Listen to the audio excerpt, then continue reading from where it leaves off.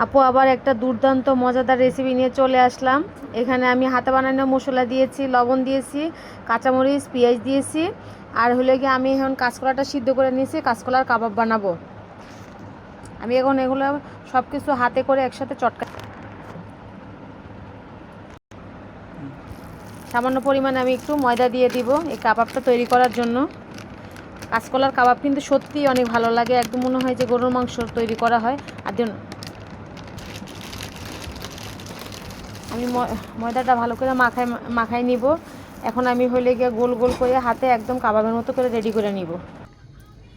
আমি কাবাবগুলো বানিয়ে রেডি করে নিয়েছি এখানে একটা একটা করে। এখন আমি হলে গিয়ে তেলে দিয়ে দিব। তেলটা আমার গরম হয়ে আসছে। আর একটা কাঁচকলা কিন্তু যেমন হলে গিয়ে ইলিশ মাছ দিয়ে খেতে ভালো লাগে, রুই মাছ দিয়ে, যে কোনো মাছ দিয়ে আপনি কাঁচকলা খাবেন ভালো লাগে। কাঁচকলার ভর্তাও অনেক কিন্তু ভালো লাগে। তারপরে হলে গিয়ে কাঁচকলার ভর্তা থেকে শুরু করে কাঁচকলা যদি আপনি একটু নিরামিষে দেন, সেই নিরামিষের টেস্টও কিন্তু টেস্টই হলে গিয়ে চেঞ্জ হয়ে যায়। আর হলে গিয়ে যে আমি কাঁচকলার চিপ বানাইলাম, তারপরে হলে গিয়ে 2 দিন পর পরে আমি চিপ বানানো হয় কাঁচকলা। এই যে এখন হলে গিয়ে কাঁচকলার হলে কাবাব বানাইতেছি। এই কাঁচকলার কাবাবটা কিন্তু খেতে অনেক ভালো লাগে এবং সুস্বাদু হয়, এবং হলে গিয়ে অনেক টেস্ট হয়, যে জিহ্বায় লেগে থাকার মতো অসাধারণ টেস্ট হয়। একদিন আপনারা তৈরি করে খাবেন। আর আপুর যদি কোনো কিছুতে ভুল ত্রুটি হয় অবশ্যই ক্ষমার দৃষ্টিতে দেখবেন। আমার কাছে কিন্তু কাঁচকলাটা অনেক সেই স্বাদ লাগে।